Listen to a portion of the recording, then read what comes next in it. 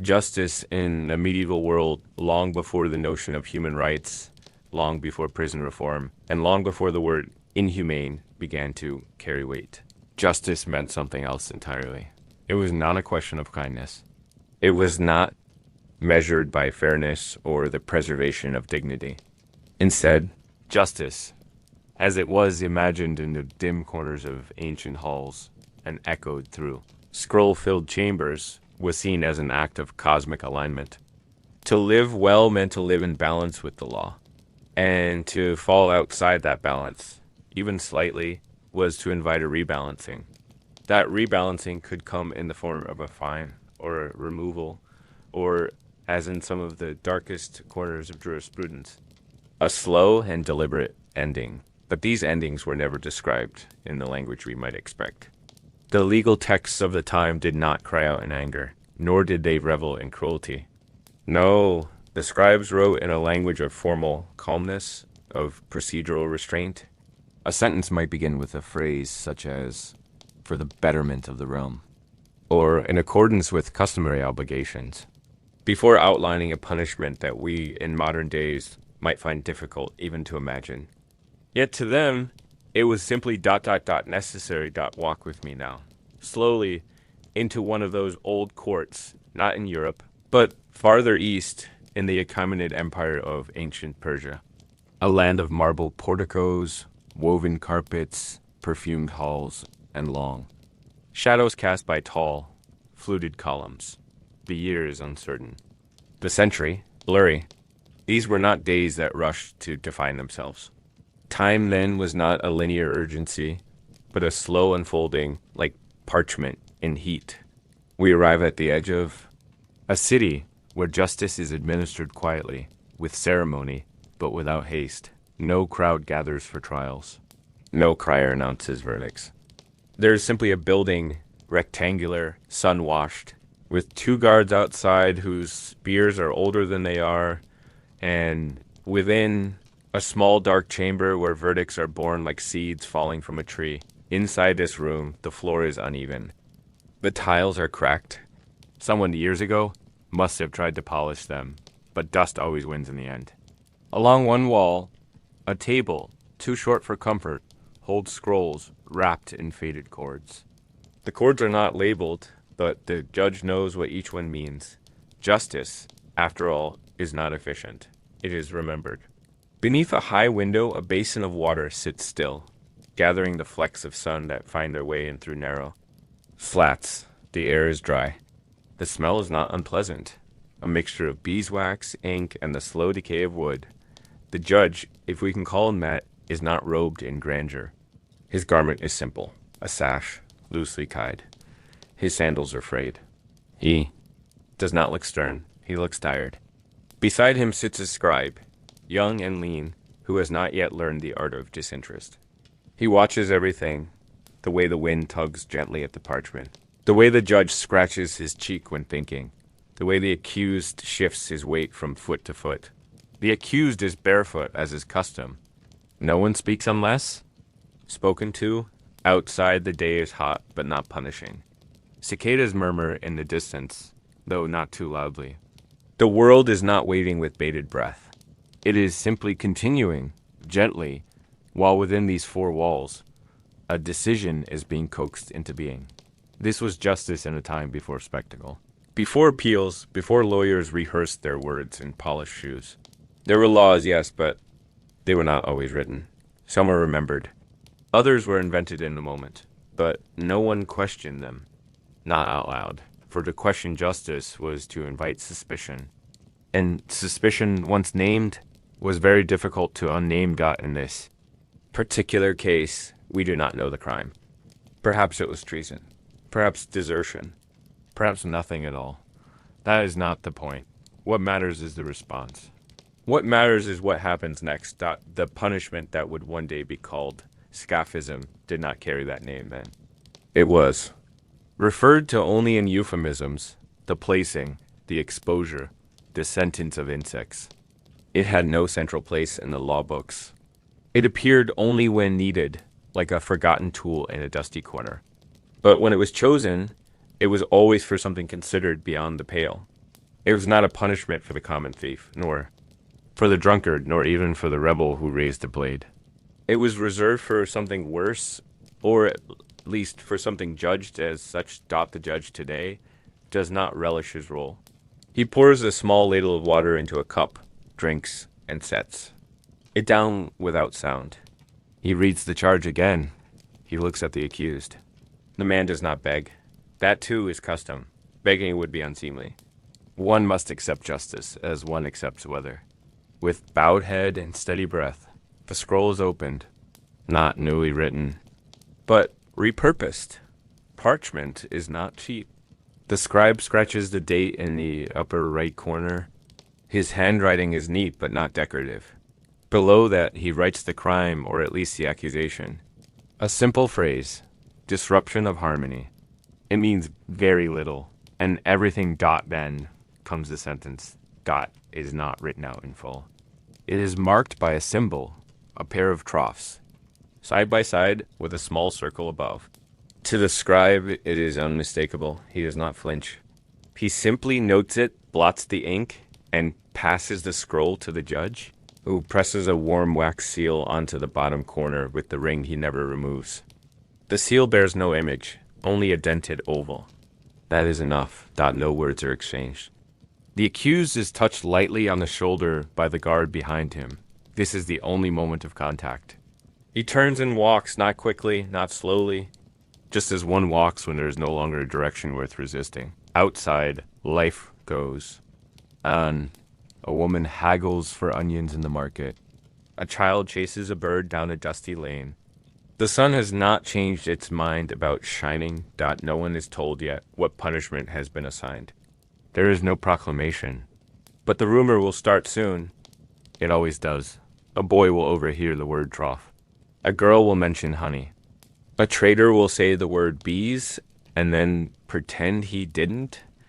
And somewhere, a craftsman will begin to wonder whether his old wooden planks might be needed again, though no one will speak of it openly. Not at first. Because such punishments are rare. And in rarity, they gather something like sacredness, but beneath it all. Beneath the silence, beneath the hum of ordinary life, a machine is turning. A machine of ritual, slow, mechanical, and patient. A sentence has been passed, and it must now be prepared, not with haste, not with fury, but with the quiet gravity of tradition. Justice in this world is not loud. It is not weeping or wailing, or pounding fists. It is not passion. It is process. A slow ritual unfolding, and in this unfolding, everything has its place. Even horror. But do not worry, dear listener. We will not linger in horror. Not tonight. Not all at once. We will walk together carefully through this ancient world. We will look, we will listen, and we will notice. For noticing is enough. Crime and punishment. The quiet machinery of justice in the ancient world did not move quickly. It was not reactive. It did not respond with the immediacy of flame to oil. Rather, it moved like the roots of a tree, slow and sure, reaching for balance underground. Even as the surface appeared still, and like those roots, the judgments of old societies often stretch back into histories that few could name but everyone sensed. A crime, when it occurred, was not always seen as an act of individual misdeed. More often, it was described as a disturbance, a tremor in the otherwise steady rhythm of the realm. To commit a wrong was to ripple the social pond, and ripples, however faint, had to be stilled. Yet what, precisely, constituted a crime large enough to merit the sentence we are gradually approaching? The method of scaphism, or the boats, as it would sometimes be called, is not always clear. There were no neat checklists, no printed laws to be held and cited. The law, such as it was, existed in the memory of the powerful and the customs of the old. It lived in council halls, in priestly advisories, in the mouths of generals who had grown too weary to fight but not too weary to judge. The question was never merely what was done, but who had been disturbed by it. Some said the sentence was reserved only for the gravest acts of betrayal, spies, assassins, deserters in time of war. Others whispered that the crime could be more subtle. a refusal to pay tribute, a word spoken in the wrong year at the wrong time, a prophecy uttered too clearly. What mattered was not the act, but the weight it carried in the minds of those who mattered, and once that weight tipped the invisible scales. A particular kind of punishment would be whispered into motion. The process of judgment began long before the courtroom.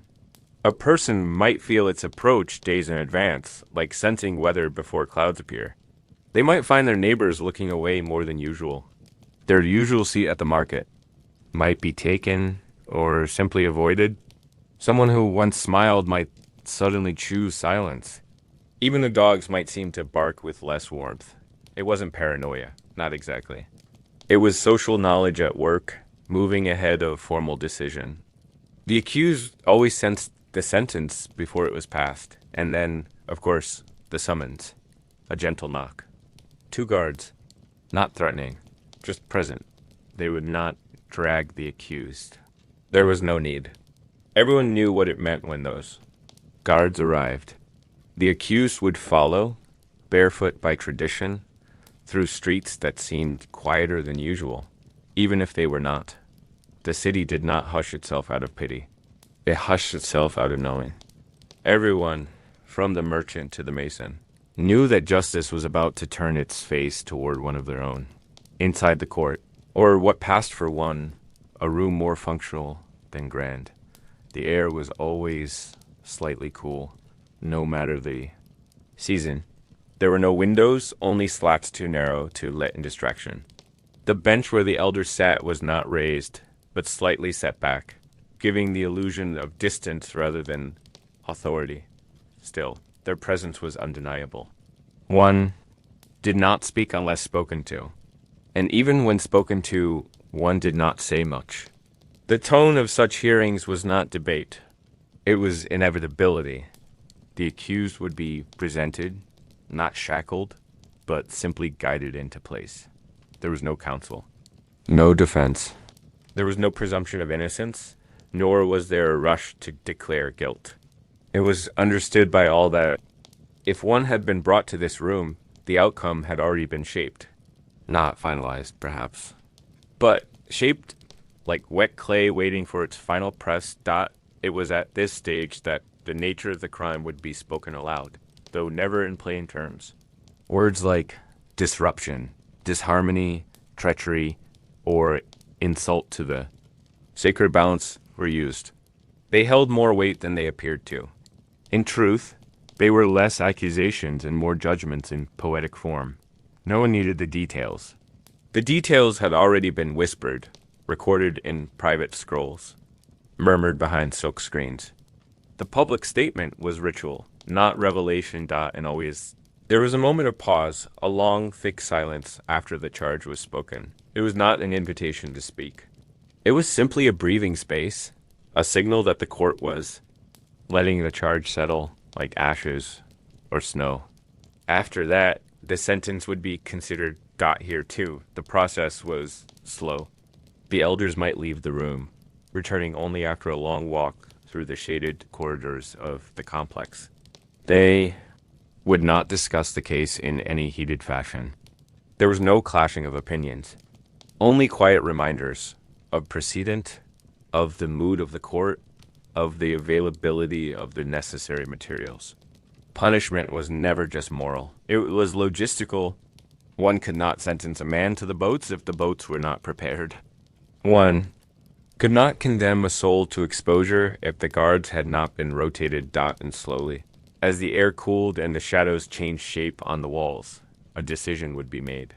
Not declared, not shouted, but written in careful ink onto a page already yellowing. The sentence would be sealed, and the accused would be removed with the same gentleness with which he had arrived. Doubt it must be said here, because it is.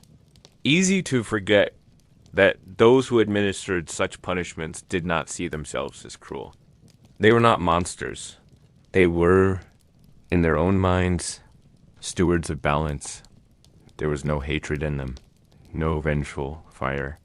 Only the understanding that this precise, methodical, and unspeakably slow punishment was part of the system. They had inherited. It had been done before. It would be done again. And in its performance, the world would be made right once more. Indeed, there was something almost ceremonial about the entire experience. One might expect rage, one might expect denial, but in most accounts, and there are few, the accused, rarely protested.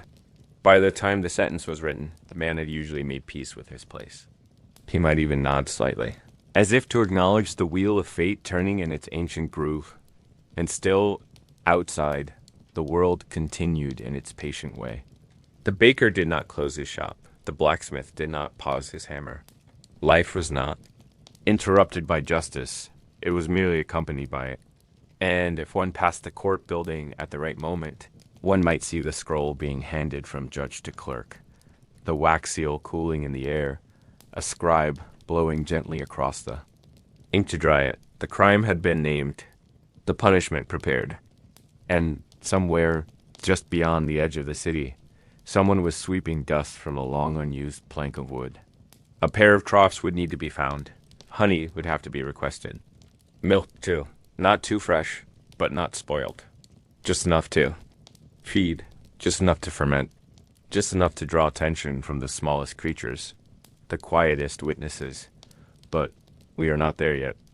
The sentence has only just been passed.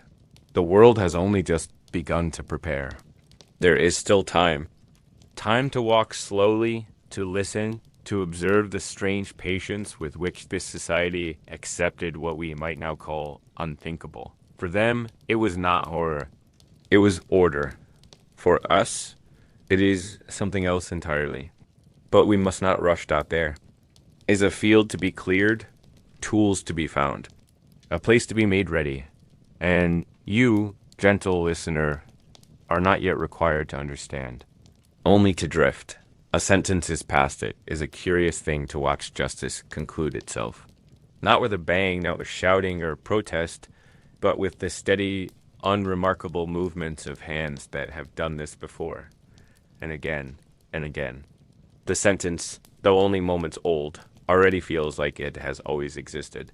It is not a new idea. It is simply a name, or perhaps a fate, remembered again. The room where the sentence is passed is no grand hole. It is smaller than you might imagine. Rectangular, without flourish, lit mostly by shafts of dusty sunlight that filter down from small, high windows near the roof. The walls are pale, though not clean, worn with the kind of discoloration that comes not from dirt, but from time. The ceiling creaks faintly. No one looks up. The accused stands near the center, where the stones are smoother than the rest, worn down by the quiet weight of feet that have waited here before. He does not tremble. He does not speak, not because he is brave necessarily, but because words are not expected. The ritual has no space for them now. He stands barefoot, as is tradition. His feet pale against the stone. His hands rest at his sides still, as though waiting for something invisible to brush past and carry them away. At the far end of the room is a low bench, almost more of a shelf on which sit 3 men and 1 woman, the appointed keepers of judgment. They wear no special garments, no polished emblems, but each bears a ring, large, simple, pressed with the seal of their authority. These rings are older than any of them, passed down like tools or burdens. They do not speak to one another. They have already spoken. Their task now is only to witness the act of conclusion. Beside them sits a clerk. He is young, perhaps the youngest in the room. His eyes move constantly, not with panic, but with careful attention. He writes with a stylus on a long piece of parchment, the edges curling slightly where the humidity has touched them. His writing is neat but compact. He has been trained not to waste space. On the parchment is written a date, marked according to a calendar long out of use. The name of the accused. The charge, phrased in vague but final terms, for disturbance of the sacred balance of the realm. No further explanation is required. Then, in a box drawn with gentle care, the sentence, placement. No other word is used. There is no description. The method, though known, is never stated directly. It does not need to be. Everyone understands. What it means. The judge, the eldest of the four, leans forward just enough to place his ring against the soft wax pressed into the bottom corner of the parchment. The wax is warm, just enough to receive the mark without resistance. When the ring is lifted, it leaves a shallow oval depression, unadorned, unassuming, but final. The parchment is rolled, tied with a faded ribbon, and handed to a man standing. At the rear of the room, an assistant, perhaps, or a steward. He does not speak. He receives it with both hands, bows his head slightly, and leaves through a narrow door that opens with a sound like breath through teeth. And then, it is done. The accused is not told directly. There is no declaration. No list of instructions. He simply receives a soft tap on the shoulder from one of the guards behind him, a signal more symbolic than directive. The guard does not grip or shove. The accused turns and begins to walk, slowly, respectfully, toward a future already. Decided that the door closes behind them. The room is quiet, but no one cries. No one sighs. There are no gasps, no protests. What has been done is not dramatic. It is not even memorable. It is simply recorded. Not in minds, those forget. But in ink, which dries fast and grows brittle elsewhere in the city. Life continues. A bell rings in the distance, perhaps for prayer or perhaps just to mark the time of day. A child drops a fig and cries, though not for long. A merchant unwraps linen, brushing dust from the corners with an old, gray hand. The sun, steady and without preference, warms rooftops and alleyways alike. But in a small chamber, perhaps underground, perhaps somewhere along the inner perimeter of the palace, the document is unrolled once more. A second clerk, older, with slower hands, copies its contents into a larger volume, one of many stored, in heavy wooden chests sealed with rusting hinges. He writes with care. His ink is darker, thicker. His script is more formal, though harder to read. He copies everything, the date, the name, the charge, the symbol of the sentence. He does not pause. He does not judge. His task is not to think. It is to record. This is where justice finds its home, not in the punishment itself, but in the record of having done it. So that someday, if someone asks, someone else can point to a line in a book and say, yes, it was done. The seal was clean. The court was present. The punishment matched the crime. There is no discussion of ethics. No wonder at the method. The method, as far as the clerks are concerned, is older than they are. It has no need of their opinion. It exists outside of question. It is not called horrific. It is not called anything. It simply is dot, and now the wheels turn again, dot in a storage area beyond the court. A pair of guards are summoned by quiet runners. One of them, the older of the two, is chewing a piece of dried apricot. He doesn't stop when he receives the instruction. He nods once, swallows, and brushes crumbs from his tunic. The instructions are clear. The tools will be needed. The site prepared. Another clerk, there are always clerks, retrieves an inventory scroll. He reads through it by the light of an oil lamp, lips moving without sound. The troughs were last used. How long ago? He finds the date, nods faintly. They are still in storage. Still usable, though one may need retying. Outside the city, a small platform lies unused beneath a willow tree. No one goes there unless instructed. It is not spoken of. And yet, when needed, it appears like a thought remembered from a dream. The grass is overgrown, but the path is still visible, faint and winding, where carts have passed in years gone by. But that is for tomorrow. Tonight, the accused is held in a room of stone and shadow. Not chained, simply kept. There is water, a blanket, and silence. The guards say nothing. They do not taunt.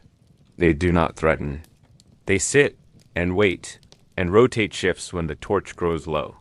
One of them sharpens a stick with a small knife. Not for use, but for something to do with his hands. The accused does not ask what is coming. He knows, or if he doesn't know exactly, he knows enough. He has heard of the boats. though perhaps only as rumor. Only as a caution whispered in the dark by a cousin or a friend or a father long gone. Don't speak out of turn. Someone might have once said, you don't want to end up like the man who was placed. It is a word that floats in the mind, soft and neutral, like setting down a vase, like arranging a stone in a garden, like the laying of a body in state, and yet beneath it something else stirs. Something slow and ancient, something terrible in its quietness, but that is not tonight's concern. Tonight the sentence has been passed. The ink has dried, the seal has cooled, and the tools have not yet been touched. We are only on the edge. The punishment, in all its quiet horror, is still a day away. For now, the world prepares. Slowly, without ceremony. Without drama. It simply begins to move. And you, dear listener, are free to rest. There will be time to look at the troughs, to feel the hum of insects gathering, to walk the path to the platform under the willow tree, preparing the place justice. And its final expression was not sudden. It did not leap forward. It approached slowly, not like a beast, but like dusk. Long before the act itself, there was preparation. An entire world unfolded in the margins before punishment was ever carried out. And in this case, that preparation did not begin in blood or anger. It began, as many things in history do, with logistics. The sentence had been sealed, the scroll rolled, the accused placed under quiet guard. And now, attention turned not to the man, but to the place. A place had to be found. Not any field, not any patch of earth. It had to be one that was already known, not public, but not hidden, accessible yet inconvenient, somewhere between seen and unseen. That place existed already, of course, it always did.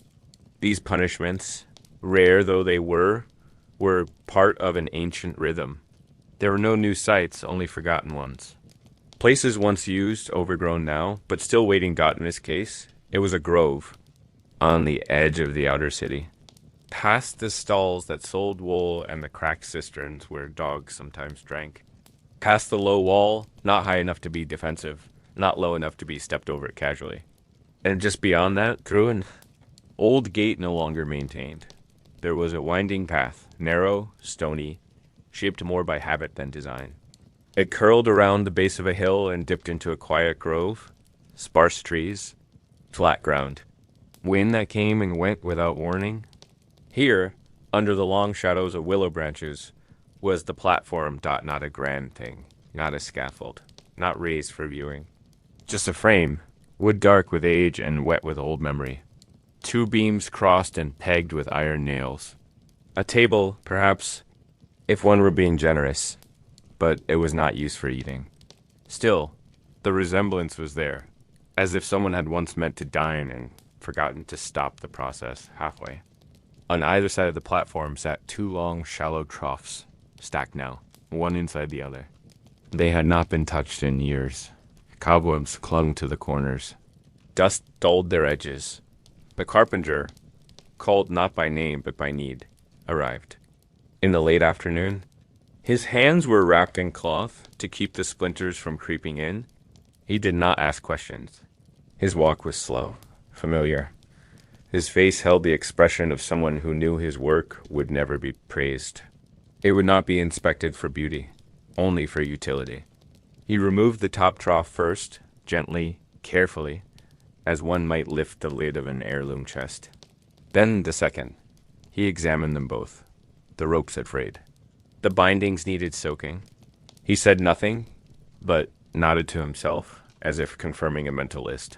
Nearby, two assistants cleared the area with short-handled rakes. The leaves were dry, but the ground was damp. Earthworms twisted in the loosened soil. They did not disturb them. They simply swept a rough circle around the platform, a ring of absence, marking the place as different, though not saying why. No one spoke. The only sounds were the brush of raked teeth through grass, the occasional caw of a bird that seemed not to know it was intruding, and the soft creak of timber under inspection. Later, a guard arrived with a scroll, not the sentence itself, but a list. Items to be gathered. Supplies. 2 large vessels of milk, 1 of honey, cloth strips for binding, a ladle, a basin for water. Not everything had to be present at once. There was still time. The punishment was not for today. Perhaps not even tomorrow. But the list had to be checked, and someone had to be sent to the city to fetch what was missing. This, too, was part of the ritual, the bureaucracy of suffering, not passionate, not cruel. Just procedural. In a village just beyond the grove, whispers had begun to drift like smoke. A boy had seen someone carrying tools toward the grove. A woman had noticed 2 guards speaking softly near the edge of the square. Word passed slowly, without urgency, like sleepwalkers sharing a dream. People did not ask questions. But they began, quietly, to prepare, not for mourning, not for outrage. But for attendants, it had long been the custom, when such punishments were enacted, for villagers to watch, not closely, not as a crowd, but in pairs or small groups at a distance. Some brought stools. Others stood in silence, arms folded. They did not cheer. That was not done. They did not cry. That, too, would have been unseemly. They simply bore witness, slowly, respectfully, uncomfortably, not out of morbid curiosity, but out of a kind of agreement with the world, a recognition that justice, once set in motion, should be seen through. And so, as word spread, people began to prepare in the smallest ways. A man dusted off his outer cloak. A mother cleaned her child's face with the corner of a scarf. Someone bought dried figs, not for celebration, but for the waiting. These were not festive days. But they were marked. In the meantime, the carpenter completed his work. He rewrapped the ropes with care, threading them through small metal rings, hammered into the corners of the troughs. He checked the boards for rot, found some, and replaced them from a pile of old planks kept for such purposes. The honey would arrive tomorrow. The milk? Perhaps the day after. There was no need to hurry. The body was still waiting. Near sundown, a thin mist settled in the grove. It clung to the trees, rolled across the platform, softened the lines of the troughs until they seemed almost part of the earth. The carpenter stood back and nodded again, the kind of nod that says, "Enough?" He gathered his tools, slowly, one by one, and began the walk back through the gate, past the wall, toward the square. He did not look behind him. At the edge of the grove, a lantern was lit and left atop a flat stone. It cast a pale circle in the grass, not bright, not beckoning, just enough to let the next person know the work had begun. Night came quietly. The grove fell still, and somewhere not far away the accused slept, or tried to. In a cell that echoed with the breathing of distant guards, with the shifting of straw, with the occasional drip of water from stone. He did not yet know what the place looked like, but he had imagined it. Everyone had, and in that imagining, something ancient stirred, not fear exactly, but a recognition of the finality of process. The sense that no matter how still the night may be, morning would come. And with it, the slow march to the platform beneath the trees. But not yet. There were still things to arrange. The milk to sour. The honey to warm. The bindings to be softened with water. All things in their time. For now, the grove is ready. The tools, once sleeping, have remembered their purpose. And the earth, which has seen this before, makes no complaint. The tools of the sentence. The tools did not arrive all at once. There was no cart covered in black cloth. No dramatic unveiling. Instead, like everything in that old world of quiet punishment, they arrived slowly, in pieces, by hand, by whisper. One by one, they were carried to the grove, not with fear, but with duty like kitchenware delivered to a feast no one wanted to attend. And yet the preparation was done with care. Even horror has a kind of ritual to it. It began with the vessels. 2 wide-mouthed amphorae, their bellies stained by years of use and storage. One held milk, not fresh, but not yet spoiled. A careful middle ground, chosen for reasons few ever discussed. It was gathered in the hills the day before and carried down the path at dawn, sloshing gently with each step. The other held honey, dark and thick, its scent muted but unmistakable. The honey had been warmed before transport, not hot, just loose enough to pour, slow as oil.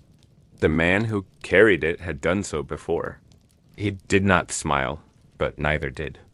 He frowned. He was, like the others, part of a system too large and too slow to resist Dot at the edge of the grove. Both jars were placed on a low stone platform, which might once have been used for offerings.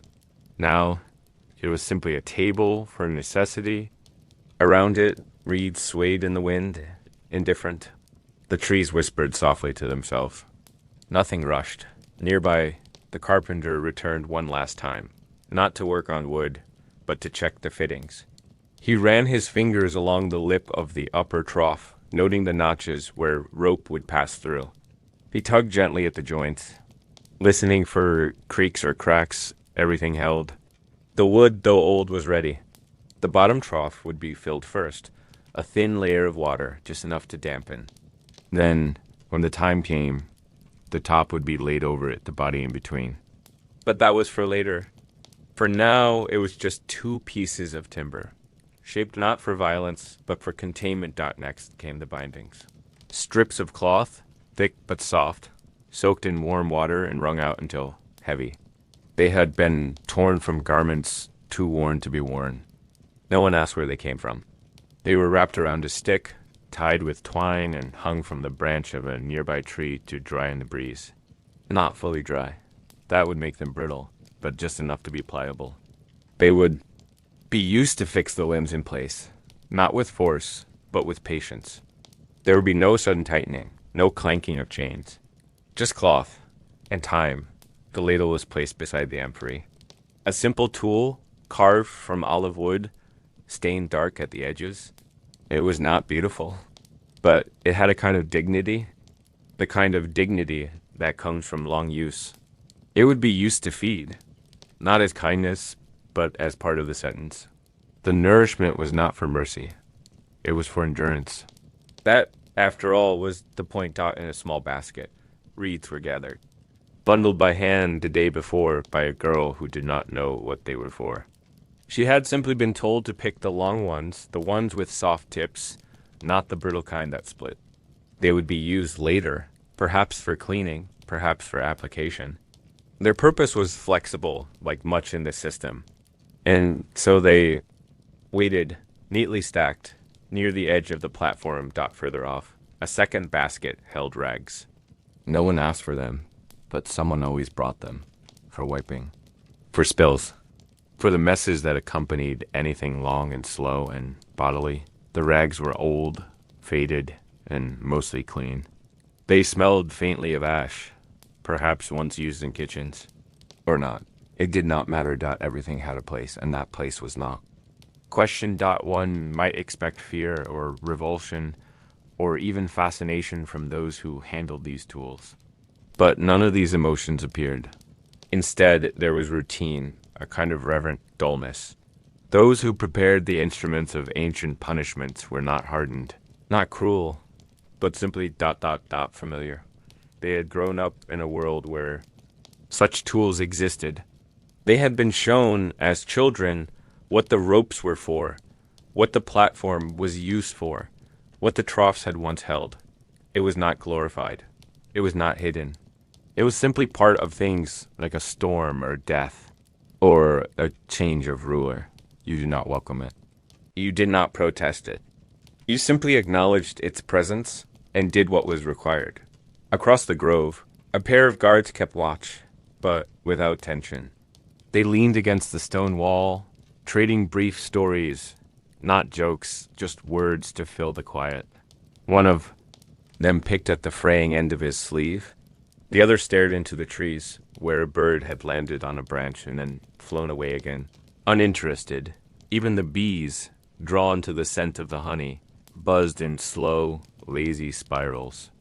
They did not swarm, they did not attack, they hovered. They tested the air. They too seemed to understand that this was a ritual space, a place where things moved slowly, and nothing rushed. By midday, the tools were fully arranged, not displayed, but placed. This was not theater. There was no crowd to impress. Each item had its function, and each function had its time. The sun passed overhead. Shadows moved. A breeze carried the scent of wood and milk and something older, the smell of inevitability. A monk, or someone like one, arrived near sunset, not to pray, but to observe. He carried a small leather-bound ledger and a stick of charcoal. He said nothing, but moved slowly around the area, noting the condition of the tools. Perhaps for record-keeping, perhaps simply out of habit. He did not touch anything. He only looked. Then he sat beneath a tree, folded his hands, and waited. The waiting, more than anything else, defined the preparation. It was not a rush to action. It was not a moment of triumph. It was a long, slow, soft holding of breath. A pause stretched across hours in which every item waited, and every person present knew exactly what was coming. Not in the way one knows a surprise, but in the way one knows a season. It was not fear. It was certainty, and still, the accused had not arrived. He remained in his cell, perhaps asleep, perhaps awake. No one asked. No one told him the time. That was not his role. His role was to be placed when the placing was ready, and it nearly was. The tools did not speak. But if they could have, they would not have shouted. They would have whispered, "We are ready." The ritual can begin, but not yet. The milk would be stirred one more time. The honey checked for ants. The bindings misted again with warm water, just to keep them supple. These were the final steps. The quiet affirmations that everything was in place dot, and as the last light left the sky, a torch was lit beside the amphory. Not for visibility, but for signal. It meant simply that the work was done. The place had been arranged. The sentence had somewhere to go. Rituals of the executioner. Not every village had an executioner. It was not, after all, a daily role. There were cobblers, bakers, weavers, trades you could count on. But the executioner was something else. He was known, but not often spoken of. Not hidden, not celebrated. Simply necessary. And in times like these, when a sentence so rare as scaphism was handed down, it was not always a single man who performed the task. Sometimes it was shared. A responsibility passed between those who had done it before, or who had been trained to do so, quietly and without question. He was not tall, not especially strong, not cloaked in shadow or wrapped in legend. He was a man named only an official. Ledgers, and even then, only by first name. People in the village knew his walk, slightly uneven, with a soft shuffle to his left foot, and they knew he did not speak more than he had to. In the market, he chose his food quickly. When he nodded to greet someone, it was always a small downward nod, not quite deferential, not quite familiar. Just enough to acknowledge that he lived among them and that they had permitted it. His morning on the day before the sentence began was like most others. He woke with the pale blue light that pooled near the window. The room smelled of old wool and damp ash, the scent of blankets used too long, of fires lit and forgotten. He washed his hands in cold water, poured from a clay jug into a shallow basin. His fingers were rough, cracked from weather and from work. He dried them with a cloth that had once been white, but was now the color of dust. He dressed in layers. Not for drama, not for ceremony, but for practicality. A coarse shirt laced at the neck. A tunic of heavier cloth, brownish green. His boots were worn down at the heel, but comfortable. He had made small repairs over the years, always with dark thread. A knife hung from his belt, but it was not. Sharpened for violence, its blade dulled by time, mostly used for rope or splitting fruit, or carving initials into soft wood when no one was looking. Breakfast came in 3 pieces. A hard crust of bread, softened in water. A slice of cured meat, left over from the week before, and a pear, just past ripe. He ate slowly, chewing until his jaw ached a little. Then he drank from a clay mug of small beer, weak and bitter, but enough to settle the morning. When he was finished, he wiped his hands once more and stood by the door, listening. Outside, carts rolled by. A dog barked. A child laughed, though the sound faded quickly. Life continued, indifferent to what was about to happen. He did not leave immediately. The executioner was never first to arrive. That, too, was part of the unspoken rules. The platform and tools must already be waiting. The guards already in place. His was not the role of setup. His was the role of beginning. When he stepped outside, the air was mild. The sky had not yet decided between clouds or sun. The earth was damp underfoot, but not muddy. He walked with quiet purpose, each step steady, measured, not dramatic, not hesitant. His destination was the grove, and he had walked that path before, always alone. Always with silence trailing behind him like a slow companion. He carried a satchel. Inside were simple things. Gloves, made of soft leather. A small cloth pouch of herbs, not to heal, but to steady. A cup carved from horn. A thin, worn book with 3 sentences underlined in charcoal. He never read them aloud. They were not scripture nor law. Just something he had copied, once, from a scholar's writing about justice. He carried the book not as comfort, but as reminder. When he arrived, the guards greeted him with nods. No one spoke. The tools had been checked again that morning. The honey was still thick, but loose. The milk beginning to sour. Everything had been laid out, quiet as breath. A torch stood nearby, unlit for now. The executioner surveyed it all, not with judgment, but with practiced awareness. This was the stage, and he was not the actor, but the usher ensuring everything began in the right way, at the right time. He put on the gloves, one finger at a time. Each pull was slow, gentle. He turned his wrist slightly, checking the fit. Not tight, but firm. The leather creaked softly, like old floorboards in a quiet house. He stepped toward the platform, placed one hand on the upper trough, and pressed, just enough to test its balance. Then he stood back. The others did not ask what he was thinking. They knew he thought little in these moments, or rather that his thoughts were not new. They were repetitions. Phrases he turned over again and again. It is not mine to question, only to carry out. That sentence, written in the back of the book, had been copied so many times in his mind it had lost all sharpness. It lived now as something round and dull. A stone smoothed by years of water. At midday, he sat under a tree. The sun filtered through the branches in long golden lines. A bird landed on the branch above him, tilted its head, and flew off.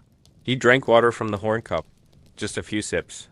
Then he opened the pouch of herbs, crushed mint, a pinch of valerian, a fragment of dried root whose name he had long since forgotten. He held them to his nose. Not to soothe himself, exactly, but to place a small, private boundary between his task and the rest of the world. There were no prayers, no rituals in the sacred sense, but there were steps. Movements repeated not because they were prescribed, but because they worked. He would check the cloth bindings once more. He would stir the milk. He would inspect the ropes and ensure the knots had been tied to hold. Not forever, but long enough. These were the rituals, quiet, almost invisible. But essential. He was not evil, nor was he a man of justice. He did not claim such titles. He was simply the one assigned, the one trained, the one who had not flinched when first asked. And that, in this world, was often enough. When the sun began its slow descent, and the light in the grove turned amber and gray, he stood once more. The guards straightened. A boy was sent to the jail. Not to fetch the prisoner, not yet, but to pass the signal that the executioner was ready, that the place was ready. That the sentence, old and slow, could now move forward, but not quickly. Nothing happened quickly. The executioner remained by the platform until the shadows stretched long across the grass. He did not speak. He did not weep. He did not pray. He waited. And the tools waited with him. Soon. The prisoner would arrive. But not yet. There was still light in the sky. The day of display. The morning came with no drama. The sun rose as it always did, though it took its time, filtering through a thin mist that clung to the earth like an old woolen shawl. The mist did not lift quickly. It drifted. It lingered.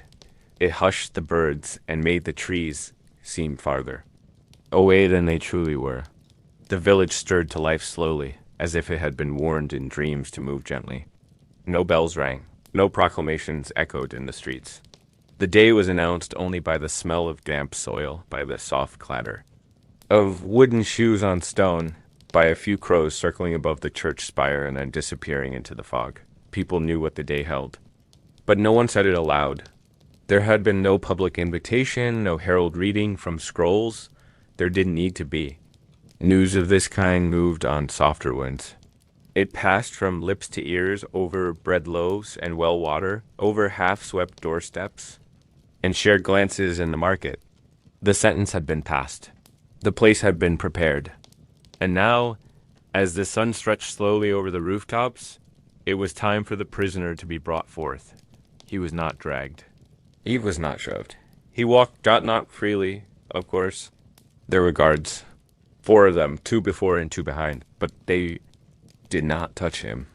Their presence was enough. He wore the same clothing he had worn at trial. Thin, ill-fitting, faded from days in the holding cell. His feet were bare. The earth was not cold, but not warm either, and with every step, he seemed to sink slightly into it, as if the ground were trying to remember him. His face was quiet, not blank, not terrified, just quiet. The expression of someone who had not slept enough nights in a row to dream anymore. Behind closed windows, people watched him pass. Their shutters were tilted open, just enough for an eye. Or 2. Some children were told to look away, and some did. Others did not. They stared without understanding, chewing bread slowly, their fingers sticky with morning jam. One boy clutched a carved wooden toy, a figure on wheels. He rolled it forward, then pulled it back, then forward again, following the sound of the soft footsteps outside. Dot as the procession turned down the narrow lane that led to the grove, more joined at a distance, not participants, just witnesses. Some came out of habit, others out of unease, still others because they could not. It wasn't a spectacle, it was more like weather, something one needed to be present for, just in case. They did not speak. The silence between them was dense and full of polite distance. They stood just apart from one another, careful not to look like a crowd, though they were becoming one. The prisoner reached the grove just before the sun cleared the treetops. The light touched the grass and made it shimmer faintly with dew. The platform, simple and wooden, waited at the center like a stage no one had asked to build. The tools, as described in the ledgers, were all in place. The honey, the milk, the bindings, a jug of water that would be used for cleaning. A ladle resting across the lip of a shallow bowl. The executioner stood nearby, hands clasped, face calm. He did not nod when the prisoner arrived. He simply moved one step forward and turned slightly, indicating where the prisoner should stand. He obeyed. The positioning took time, not because of difficulty, but because that was how things were done. Slowly, respectfully, in a strange, clinical way. There were no commands barked, no ropes pulled tight with haste. Every motion had the texture of memory, actions done not for the first time, and not with passion, but with a kind of bureaucratic inevitability. The prisoner was helped into the lower trough. Cloth was folded beneath his head, not out of compassion, but because discomfort too soon would interfere with the process. The upper piece was brought forward, and he was enclosed, not fully, not yet, but enough that the onlookers could see the beginning of what they had come for. And now they gathered more closely, still at a distance, still silent. They did not push forward. They did not call out. They stood with hands clasped or arms folded or fingers twitching gently against their sides. Many looked down. Some looked only at the trees or at the birds or at the sky. But a few watched directly, their faces unreadable. One woman stood with a basket on her arm, as if she had meant to go to market and had simply paused here instead. Children were kept behind. The adults. Some sat on rocks, others leaned against knees or wrapped their fingers in mother's skirts. One girl hummed a little tune under her breath, until her older brother gave her a look, and she fell silent. Somewhere, far off, a dog barked once, and was answered by another, and then silence again. The executioner moved with deliberate rhythm. He adjusted the bindings. He spoke to no one. The guards took their positions around the grove, but not as a barrier. They were there only to mark the edge of the ritual, not to enforce it, only to observe. When the time came, the milk was ladled, the honey was poured. Each action was carried out with the same expression a baker might wear while spreading. Flour across a board, and through it all, the prisoner did not speak. Perhaps he was afraid, or resigned, or distant. But if he had words to share, they stayed with him. His eyes blinked slowly. Once he turned his head slightly, as though listening to something in the trees. A bird call, perhaps, or the wind. Then he settled again. The people began to settle as well. Some sat on low stones. Others leaned against trees. No one left, but no one stayed for long either. This sentence, after all, was not one of moments. It was one of days. And there was no need to witness every minute of it. Still, they came and went in shifts and clusters like the tide. A few brought bread. A few brought nothing but silence dot by afternoon. The light had shifted.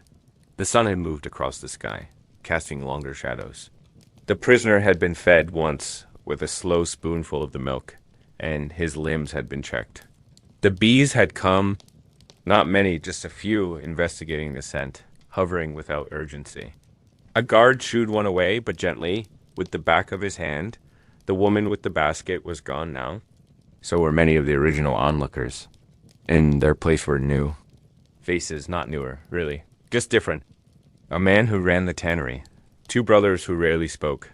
An old woman who didn't seem to be watching at all, just resting, perhaps thinking of something else. The display was not dramatic. It was not gory. It was simply present, moving, a man in a wooden shell. A punishment not yet finished, but well underway. The wind stirred the grass. Somewhere beyond the trees, someone played a flute, a simple tune, only a few notes, repeated and slightly off-key. It carried just far enough to be heard, then faded, and still, no one cheered. There was no applause. No cries of satisfaction. The justice of this sentence was not a celebration. It was, like much in that time, an obligation, a thing that had to be seen so that it could be believed, and believed so that it could continue, and continued until one day it quietly did not dot by evening. The crowd had thinned again. The light turned gold, then gray, then gone. Torches were lit around the grove, not for spectacle, but for safety. The executioner sat on a stool he had brought himself. He drank water from a cup and wiped his hands on a cloth. The guards rotated their posts. The prisoner's eyes fluttered briefly. Then closed. The method began without announcement. There was no bell, no sudden shout, no signal beyond the slow tilt of morning light and the quiet rustle of leaves overhead. The prisoner did not cry out. The guards did not step forward. The executioner, seated not far from the platform, stood and stretched his back slowly, his arms raising in a yawn more habitual than tired. A few villagers returned at this hour, not out of hunger for spectacle, but as if fulfilling a quiet duty, to witness, to wait, to absorb the reality of a sentence they all knew had begun, even if no one had yet said so aloud. The prisoner lay where he had been left, enclosed between two carved wooden troughs, his limbs exposed, his body still. The bindings were adjusted again, not roughly, but precisely, like a shoelace retied to avoid slack. His skin, already touched by the evening air, now felt the first warmth of morning sun. It rose slowly, touching his face before the rest of him. His eyes remained closed. Whether asleep or simply withdrawn from the waking world, no one could say. Sleep comes differently in places like this. The executioner approached with the first of many bowls.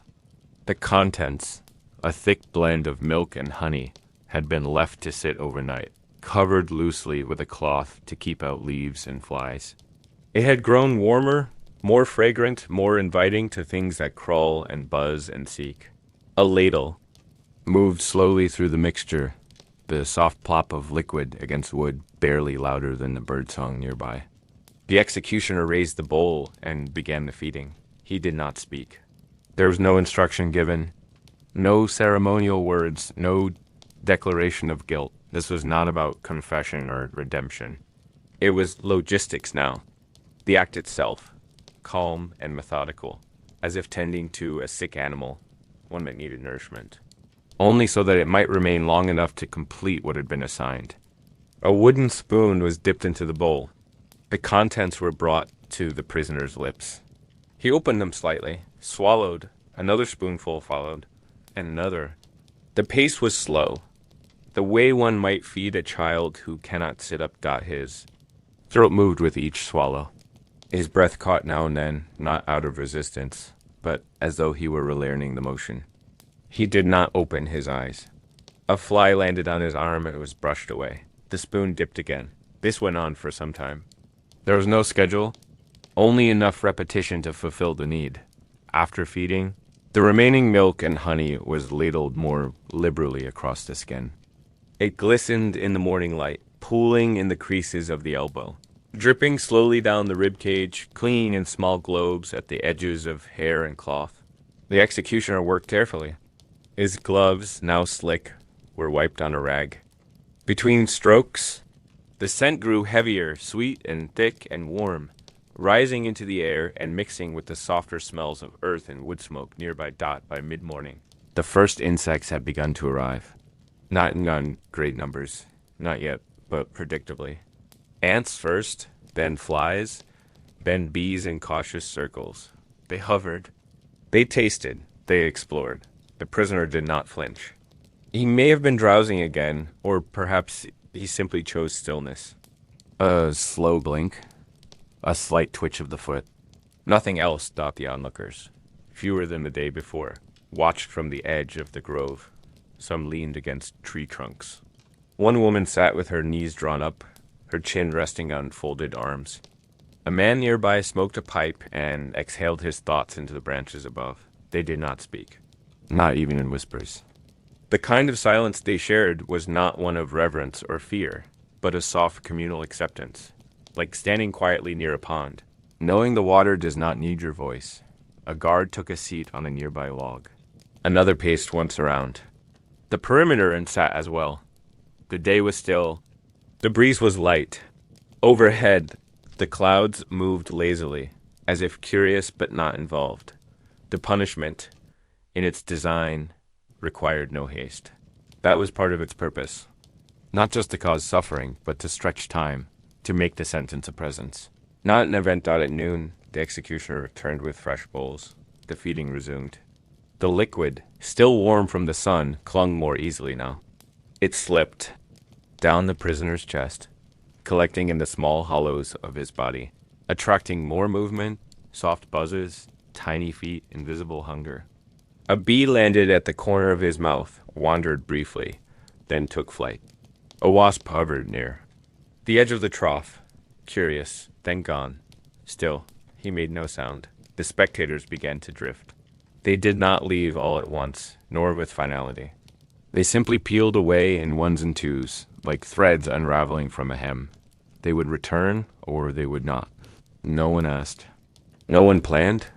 It was known and accepted that the punishment would last, that it was not a thing to be consumed in one sitting, that the man in the trough would remain, and that what was happening to him would happen whether anyone watched or not. The afternoon passed with the slow crawl of sunlight across the ground. The shadows lengthened. The hum of insects grew steadily louder, though not yet constant. A bowl was knocked over by a curious dog, who was then gently shooed away by a boy with a long stick. The honey was replenished. The bindings were checked. A guard refilled the jug of water and laid a new cloth beside the stool. It was all very calm. As if caring for a field, not a man, the prisoner stirred once in the later hours. His eyes opened halfway, not in panic, but in the vague way one might glance across a room before falling back asleep. His lips moved soundlessly. Perhaps he was speaking to someone no one else could see, or perhaps it was only breath. The executioner noted it and returned to his seat. By evening, the activity slowed. The feeding ceased. The last of the milk was stored in a clay jar, corked loosely and set aside. The bees remained, their wings catching the light. A few of them danced in spirals above the prisoner's chest, now streaked with dry trails and wet pools. He did not resist them. He simply lay still, the rise and fall of his breath barely visible beneath the glaze. The guards took turns again. A third one arrived with a blanket and settled beneath a tree. Someone brought bread, not for the condemned, but for the watchers. A crust was broken, shared, eaten without ceremony. Crumbs fell unnoticed to the grass. The grove, for all its strange quiet, felt oddly domestic, like a picnic no one admitted to planning. The light faded into gold, then gray, then blue. Torches were not needed tonight. The moon was enough. It rose slowly behind the clouds and watched from above. One of the guards hummed a slow tune, a lullaby, perhaps, though no one commented on it. The prisoner did not move. A moth landed on the platform. The insects did not sleep. Neither did the sentence.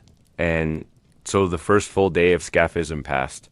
Not with cries or violence, but with slowness, with repetition, with silence and small movements, and the sweet, sour smell of something that had been called justice.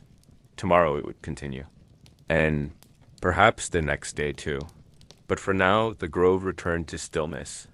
The trees, indifferent, did not remember what had begun.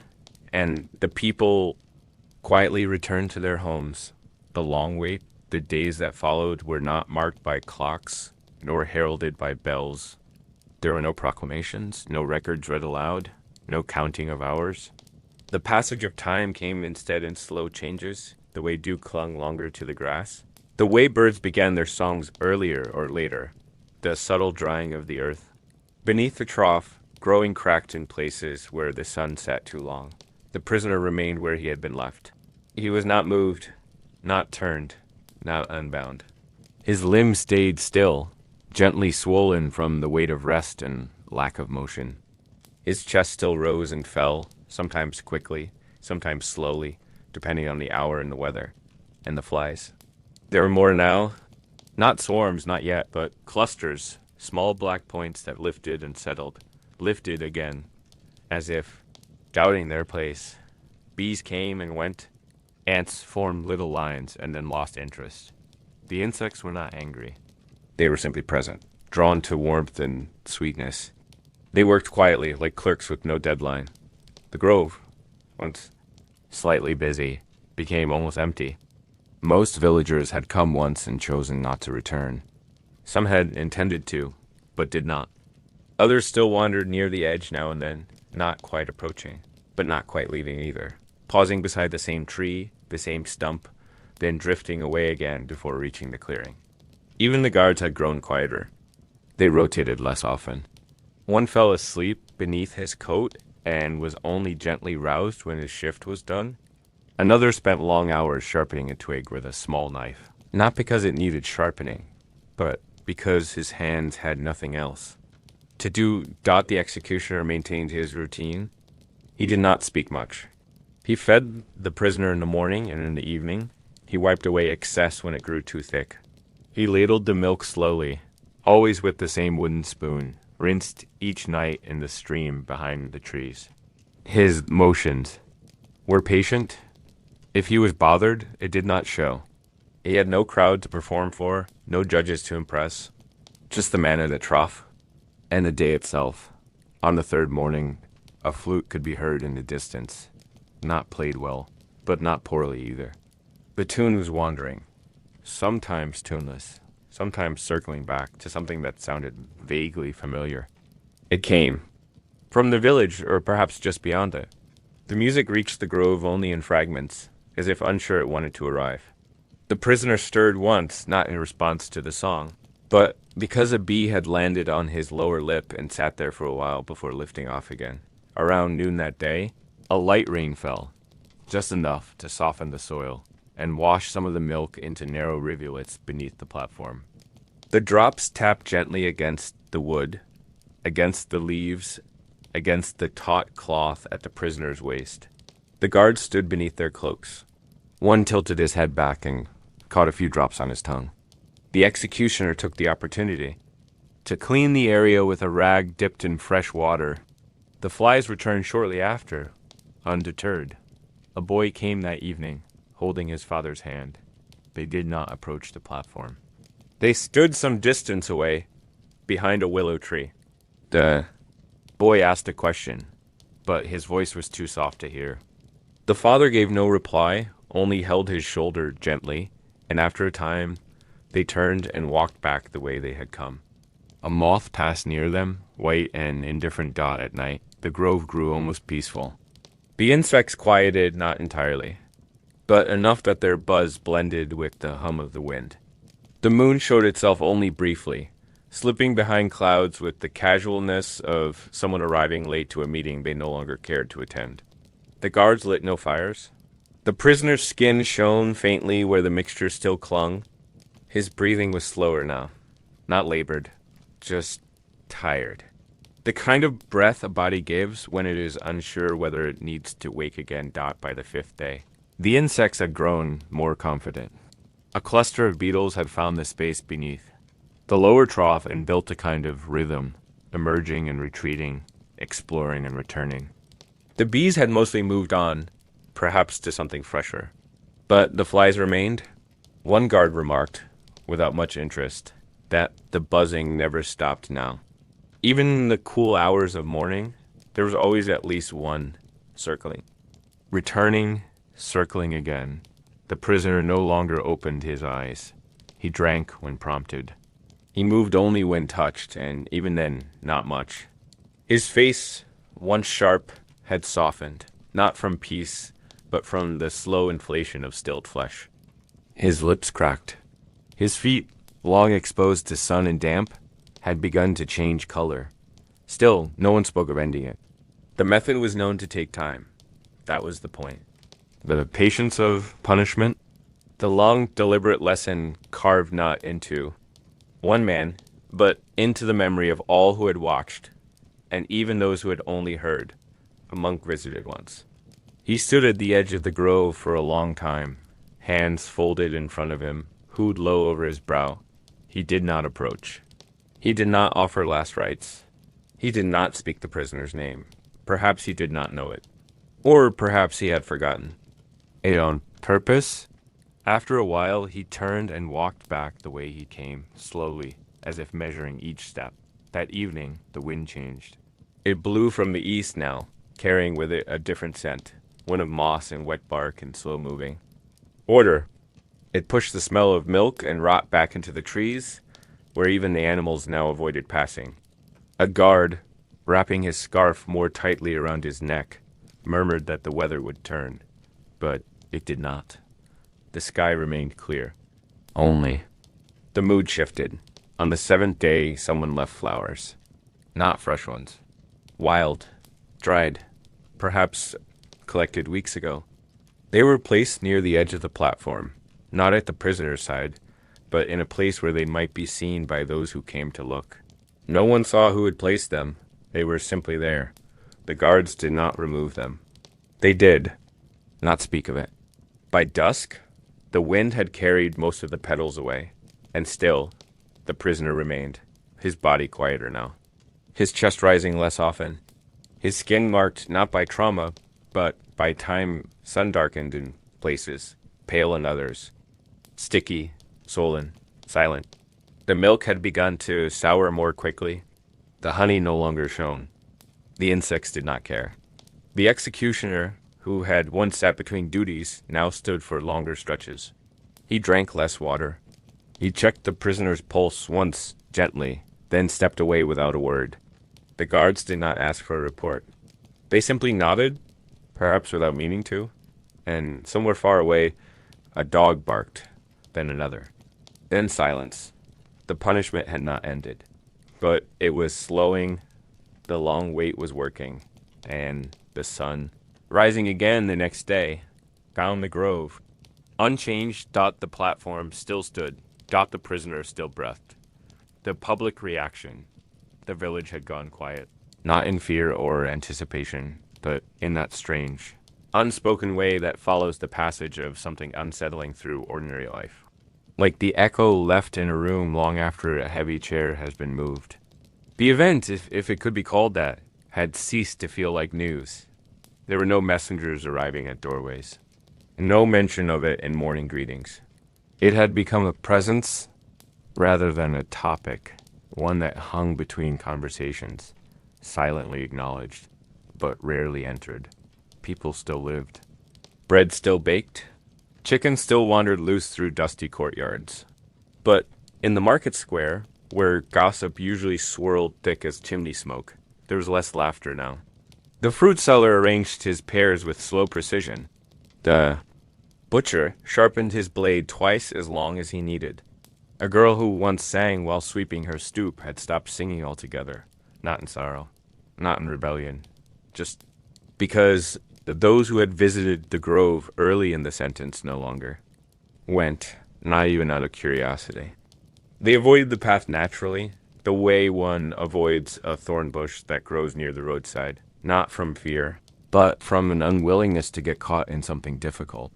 Even the children, who were not often told the full truth, grew quieter when they passed the edge of the woods. One boy asked his mother why the bees had come back so early that year. She did not answer. Word had traveled beyond the village, of course. Travelers passing through had heard, had asked questions. Some were drawn toward the story, imagining horror or spectacle. But none stayed long. One stranger, a man in fine boots with polished buttons, made it as far as the grove and then left again before the sun had set. He returned to his horse and did not speak until morning. The locals did not ask what he'd seen. They already knew Dot in the church, where silence was customary. The silence now felt heavier. The priest still lit his candles, still whispered his Latin prayers, still folded the altar cloth with careful grace. But his eyes lingered longer on the crucifix. During his homilies, his voice wavered ever so slightly when speaking of mercy. The pews remained full, not out of piety, but perhaps from a need to sit somewhere safe, surrounded by familiar ritual. A place where no one asked you what you had seen, or whether you had gone in private homes. Small conversations happened in half sentences. A neighbor might mention the weather and then fall silent.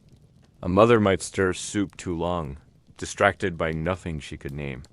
One man confessed to dreaming of a trough made of bread, where bees swam in honey that never dried.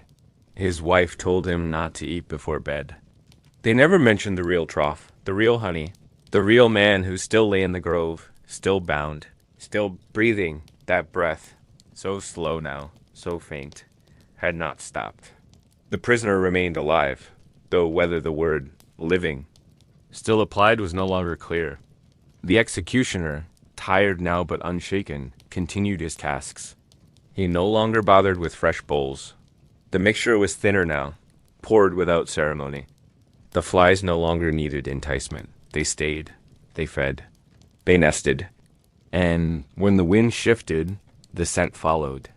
And yet, through all this, the stillness, the soft dread, the long days, there was no rebellion, no demands, no petitions. Scrawled on parchment and nailed to doors, only an ache. A slow turning of heads, a shift in posture when the topic was near.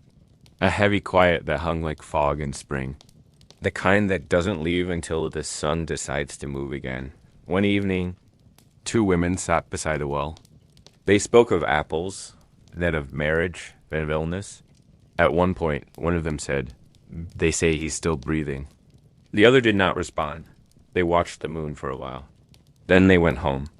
That was all the punishment had been meant as a warning, a sentence stretched across days to impress upon the people the weight of justice. But no one felt safer. No one walked taller. There were no fewer crimes, no clearer laws, only fewer words. The act had failed to burn itself into the public with righteousness. Instead, it had left a cold shadow, not rage, but unease. And Perhaps that was worse. Even those who had approved of it, the elders. The scribes, the judge who had signed the order, now avoided the subject. The justice they had intended to make visible had grown tired. It lingered too long. It outstayed its meaning.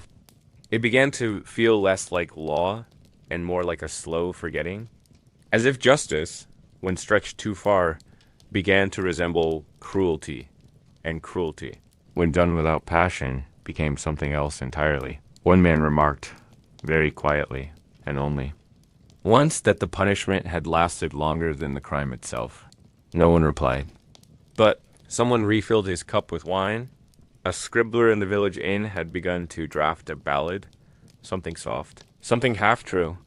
But after 4 verses, he tore the parchment in half and left it on the floor. He didn't know how to finish it. The tale had no climax. Only waiting. Meanwhile, the guards still took their turns. They no longer asked for replacement. They no longer complained. They simply sat their shifts, watched the trees, swatted flies, and made small notches on the post with the edge of a dull knife. No one counted the notches. They were not for memory. Just for the hands. The prisoner, if he still thought, did not show it. His eyes remained closed.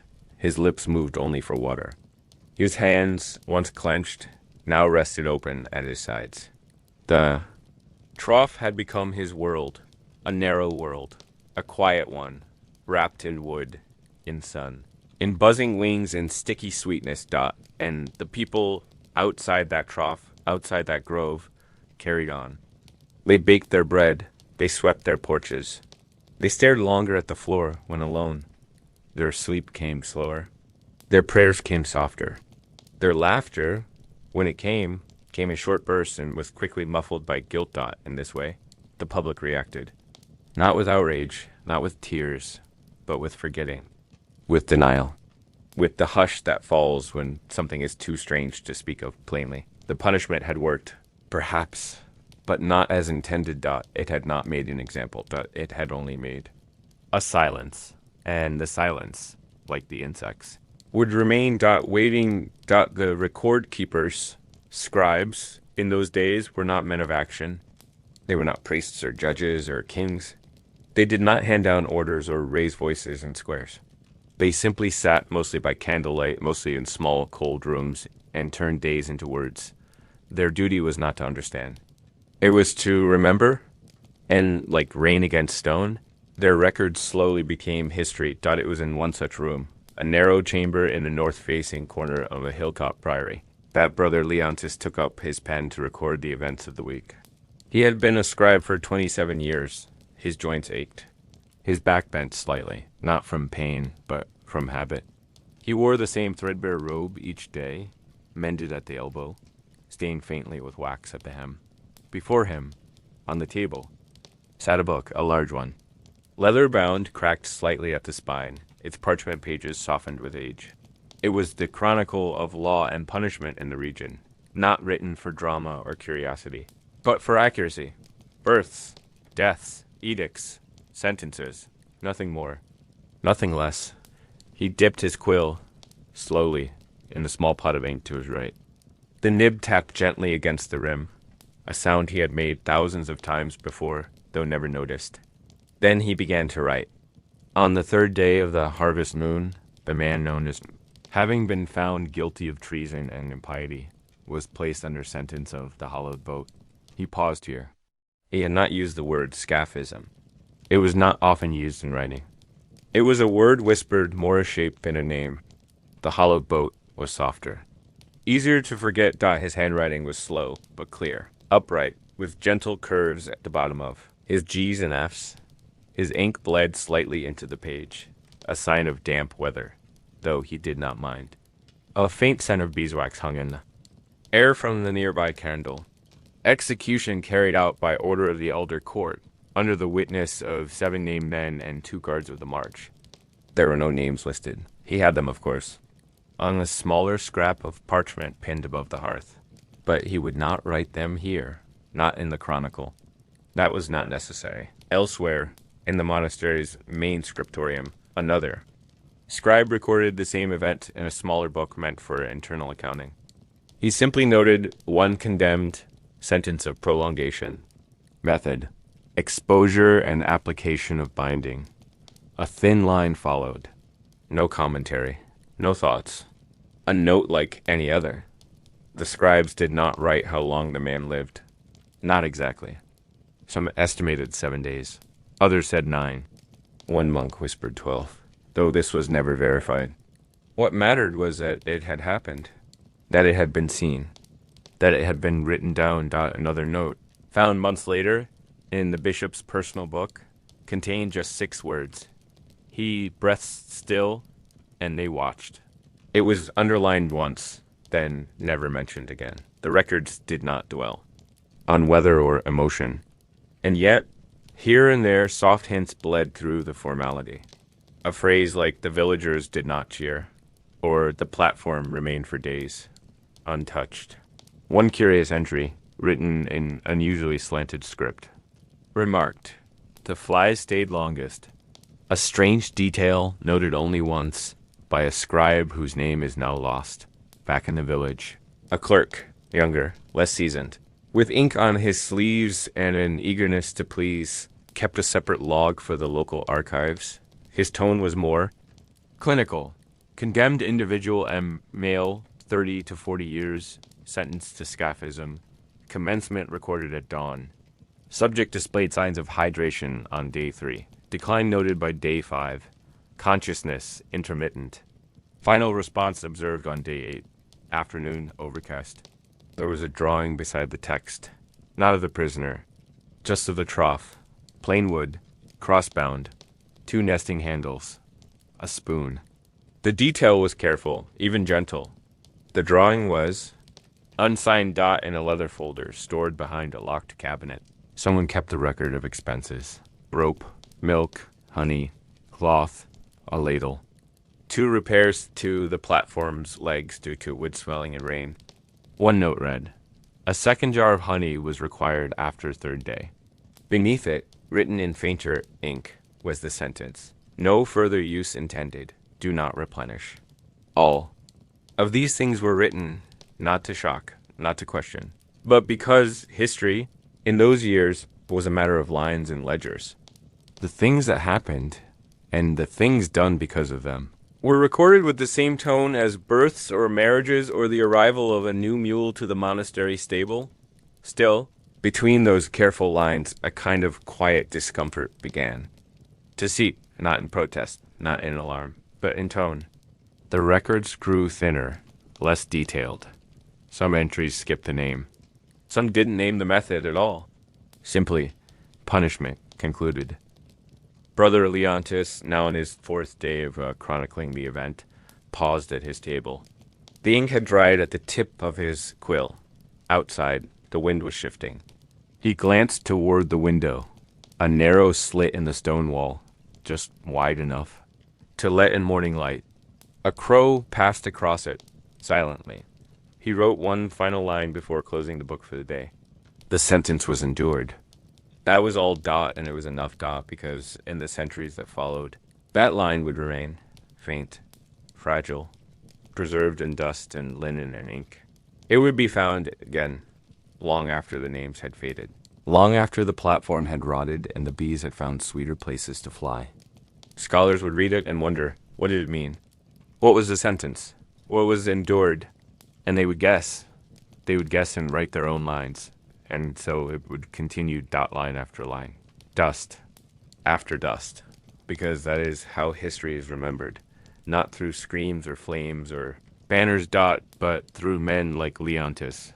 Quiet men dot in quiet rooms dot with quiet hands, recording the things no one quite knew.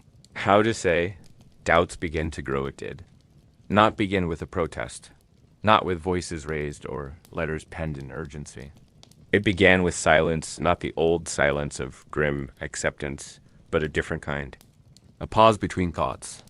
A lingering, thoughtful quiet that came over certain men of letters, of the cloth, or of contemplation. The kind of silence that falls in late evening, when the candles burn low and the mind, freed from the noise of daily obligations, begins. To ask that one such mind belonged to Father Alban, a priest nearing 60 who had served in the parish longer than anyone remembered. He was known not for fire and fervor, but for consistency, his sermons modest, his robes always clean, his manner as steady as the tides. He did not speak rashly. But one evening, after prayers, as he shelved a collection of dusty theological treatises, he paused. His hand lingered on a binding of cracked green leather, and he said to no one in particular, "Justice that takes days to complete begins to look like something else." He did not explain further. He did not need to. The sacristan folding altar cloths nearby only nodded, though he did not understand why. Elsewhere, in the nearby abbey, a monk named Severin, known for copying ancient texts, wrote a marginal note that would survive long after the main manuscript had faded. It reads, "Justice stretched beyond breath becomes hunger, and hunger becomes a cruelty without name." No one read the note at the time. It was only seen generations later in a folio long forgotten on a back shelf. But the thought had existed, quietly, in inkdot and university halls, newer then. With fresh walls and younger minds, philosophical disputation was beginning to stir. It was not yet fashionable to critique the crown or the clergy, but the act of punishment itself, that could be questioned, cautiously. In whispered Latin, in corners of stone rooms with poor acoustics and decent wine, students and tutors began to wonder whether law should end with order or with mercy. One young scholar, Theodoric, posed a question on the margins of his copy of Cicero. If punishment teaches, but the pupil is gone, what remains to be learned? His teacher circled it in red ink and wrote simply, "Attend to grammar." But the idea lingered. Ideas always linger longer than their critics. Even merchants began to speak, not boldly, but in the soft murmurs of trade. When one innkeeper asked another whether any new supplies were needed for the platform, the other shook his head and said, "We shouldn't be needing that again soon." It was not a statement of law. Only of tone dot there were other signs, tiny, barely visible. The town's cooper, who had built the wooden trough used for the sentence, refused a later request to make a second. He gave no reason, only shook his head and said, "It's not good wood for that kind of work." When asked what kind of work he meant, he did not answer. Even the bees left, eventually. Or seemed to. There were fewer of them now near the grove. Whether it was the changing season or some other instinct, no one could say. But their absence was noticed by a child, then by a baker, and then not spoken of again. The doubts did not come in waves. They did not build momentum. They arrived like mist, slowly, quietly, softening edges. The town clerk, tasked with updating legal rules each season, began to leave blank spaces where sentences were once logged in full. "Condemned," he would write. "Method, not recorded." When asked about this, he replied, "There's no need to dwell on particulars. It was a small act. A subtle omission." But omissions speak louder than words in such contexts. A visiting friar, passing through during Lent, delivered a sermon on the theme of endurance. Near the end, he said, "Some burdens we place upon the guilty, and some burdens we place upon ourselves, thinking them righteous." The villagers listened, but none commented. The words hung in the air like gusts stirred by a footstep. Perhaps the strangest response came from the judge himself. He had pronounced the sentence, sealed the scroll, and left his wax impression with calm authority. But in a letter to a friend, preserved by chance, he wrote, "The law was followed to its fullest length, and perhaps in that length, something was lost. I do not know if justice feels like this, but it does not feel like peace." He would never speak of it publicly, nor would he change his rulings. But the letter survives, the first official objection. Mild though it was, came not from a townsperson or priest, but from a tax scribe. In his yearly report on expenditures, he wrote a curious remark. "The cost of this sentence exceeds the cost of 5 common burials and 3 weeks of village." Brain. It was meant as accounting, nothing more. But the implication was clear. Even in suffering, there is cost. And even justice, when too long, begins to ask too much of the purse. That sentence, not of horror, but of arithmetic may have mattered more than all the rest, because cruelty, when ignored, survives, but when it becomes inconvenient, even the indifferent began to turn away. The scribes still wrote, but less. The villagers still remembered, but spoke less. The children no longer asked questions. They simply avoided the grove the way one avoids a cold wind or a haunted road. And all the while, the sentence itself faded. Not by law. Not yet. But by doubt. Doubt is not loud. It does not raise banners or ring bells. But it changes the air, slowly, gently, like moss creeping over stone.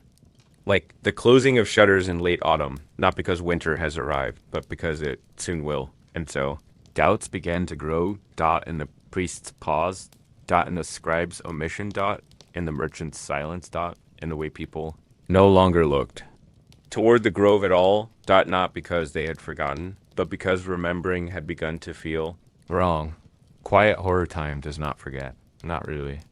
It merely buries, and so it was with the sentence. The boats, the honey, the still suffocating days under the sun, they became, in the minds of the living, a shape rather than a memory. Something that had happened, certainly, but no longer spoken of plainly. Not because it was outlawed. Not yet, but because to speak of it too clearly was to acknowledge that it had ever been accepted. The field where it had occurred still existed. The grove still stood. But paths no longer led directly to it. One, the main trail used by carts, had been allowed to grow over with weeds. Another, a smaller footpath from the abbey, was quietly rerouted. Not officially, not with signage. Just slowly over years, until no one walked the old way at all.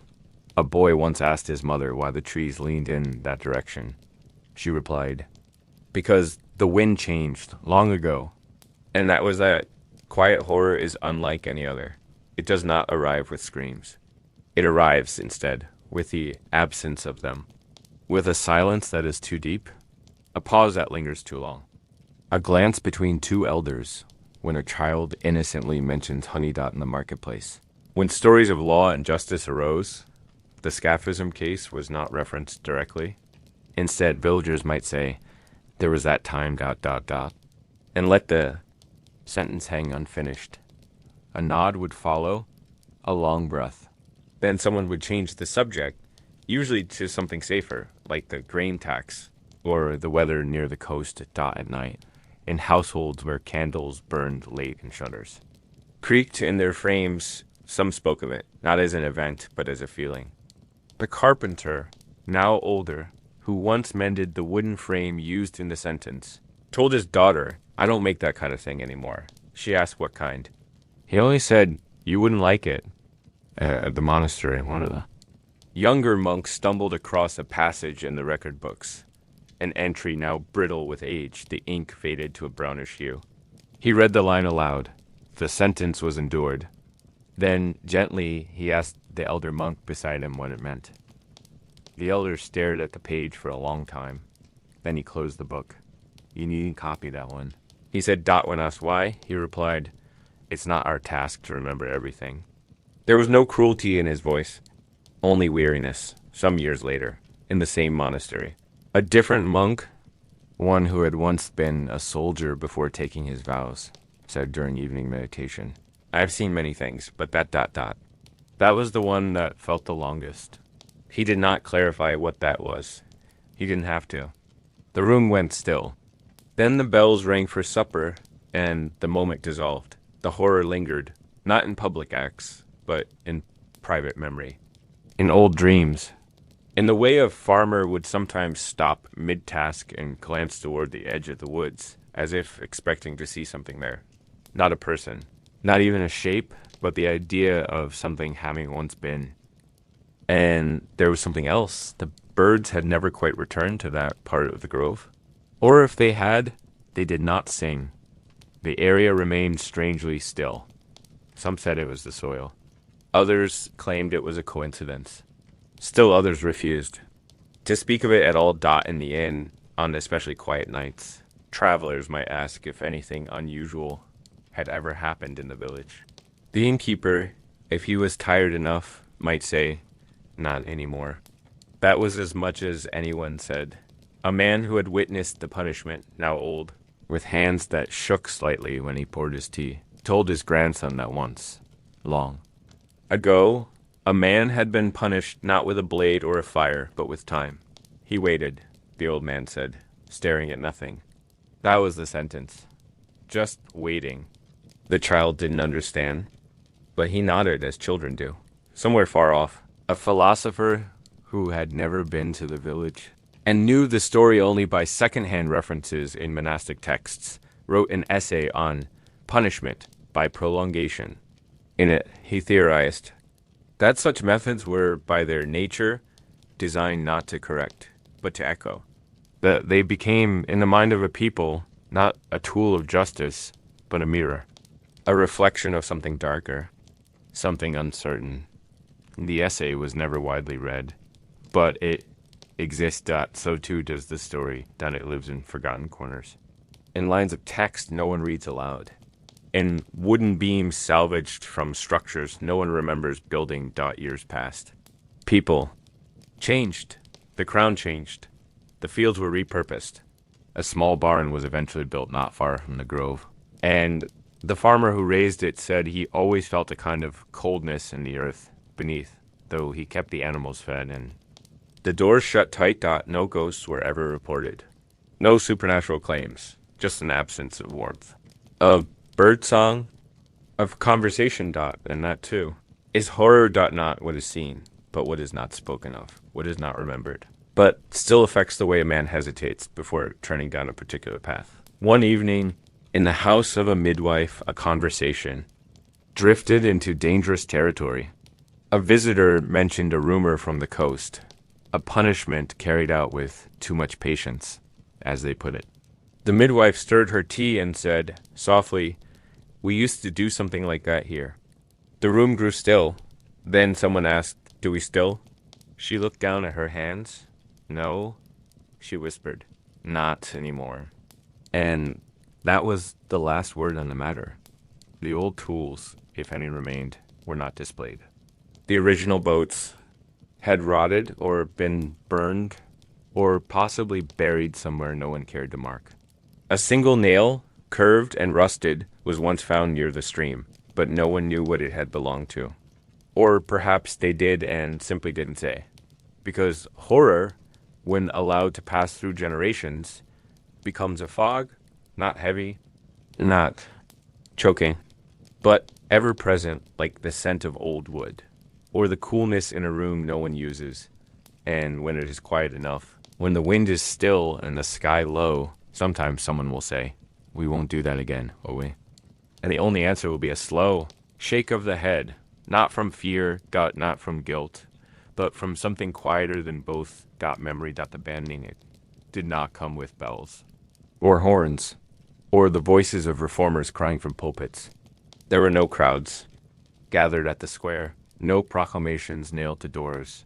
When the method was ended, when this long, strange, slumbering cruelty was finally removed from law, it happened the way so many things in bureaucratic life happen, quietly, inside. A small room, under the steady scratching of a quill. The court that banned it was not grand.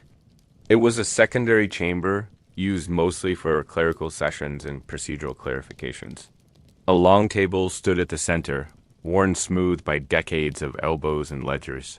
A fire smoldered gently in the corner hearth, not because it was cold, but because habit demanded it. The room smelled faintly of ink and wool. 3 officials were present. Not judges, exactly. Rather, keepers of legal records and minor interpreters of statute. Their task that day was to review outdated language in real law. The sort of task so mundane it might have put the most curious minds to sleep. Statutes concerning forest trespass. The wording around grain tariffs. And then the section on capital punishment. The clerk, a man named Halwyn, not young and not particularly old, paused when he reached the sentence in question. His finger hovered over the words. In such cases of aggravated treason or high crime, the condemned shall be exposed according to the old custom. He looked up. He cleared his throat. We still list the exposure method, he said, carefully neutral. The other two men glanced up. One frowned faintly. The other merely blinked. I thought it was no longer used, the frowning one replied, lifting his spectacles. Hasn't been applied in some years, Halwyn nodded. Not for ... well, not since the coastal matter. He did not name the place. No one did. The third man, still blinking, said, there's no instruction to remove it, though. A pause settled over the table, not one of disagreement. Just consideration. The kind of pause that often accompanies administrative decisions. Heavy not because of passion, but because of paperwork. Halwyn dipped his quill. I could strike it, he said. On grounds of redundancy? The other two looked at one another. No one objected. There were no speeches. No philosophies debated. No pages torn. It was not a vote. It was a nod. One man nodded. Then another. Then Halwyn wrote, the method of prolonged exposure, having fallen from lawful favor and exceeding accepted bounds of restraint, shall no longer be considered a permissible form of judgment. 12 words, neat, tidy, almost poetic in its dryness, and that was it. The document was placed in a folio. The folio placed on a shelf. The shelf forgotten. The law had changed, and with it, the last remaining thread of that old ritual, that slow, dreadful form of death delivered by patience and time, was severe. No one in town was told. There was no need. Everyone had, in their own quiet way, already acted as if it were no longer possible. The field had not been used. The tools had not been rebuilt. The guards had not trained for it. The executioner, who once prepared the bodies for exposure, had retired to a cottage by the hill and taken up beeswax carving. He made small devotional figurines. Saints, mostly. He never spoke of his former role at the abbey. The monk who once kept record of the sentence made a final note in the margin of his old ledger, withdrawn by silence, and now by script. It was the only page in the book not written in Latin in the village square. Life went on as always. Children ran barefoot over cobblestones. The baker turned out loaves with burnished crusts. The blacksmith swore softly at his bellows. Nothing was different. Nothing needed to be. Except that now, it was truly gone. A school teacher, hearing whispers among his pupils about the old punishment, corrected them gently. That was never official, he said, though it had been. And it's not allowed now. One child asked why. The teacher looked at the floor and answered, because some things become wrong slowly, and then all at once. The child nodded. That was enough. Not everyone knew it had been banned. But everyone behaved as if it had. That's how you know. A law has already been written in the hearts of those who must obey it, even before it's penned on paper, years later. When a scholar cataloged the legal transitions of the period, she found the notation. The phrasing, so quiet, so final, surprised her. She paused to copy it into her journal. She wrote, curious, no trial. No outrage, just ... subtraction. A soft undoing. She moved on. The page turned ... the law remained ... not discussed ... not. Question ... but gone. Only once, in the decades that followed. Was it mentioned in court again by a very young man defending another? He referred to it in passing, calling it that practice from the time of shadows. The magistrate raised a hand. That has no place here, he said, gently but firmly. We do not try people in the dark. It was the only objection needed, and the only one made. There are no monuments to its banning, no plaques, no memorial stone carved with thanks or relief. Just a page in an old folio, closed with care and sealed in dust. Somewhere, the ink has faded to a fine rust brown. The quill that wrote it has long since broken. The shelf has been repurposed, but the sentence stands. A sentence that ended a sentence. The method, once so patiently prepared, the milk, the honey, the wood, now just words in forgotten registers. Perhaps that is the most fitting end. Not fire, not fury, but a slow drift into disuse, followed by a clerk with a calm hand. And a single stroke of ink Sleepy reflection, and now, dear listener, we drift away, away from the dusted scrolls and quiet courts, from troughs lined with honey and ritual ropes, away from the fields where no one plants, and the wood that remembers without speaking. You have followed us patiently, gently, through a world that once found meaning in prolonged silence, the kind of silence that was not peace, but a sentence. A world where punishment did not fall like thunder, but spread slowly, like cold fog over the hills. They lived differently, then thought differently.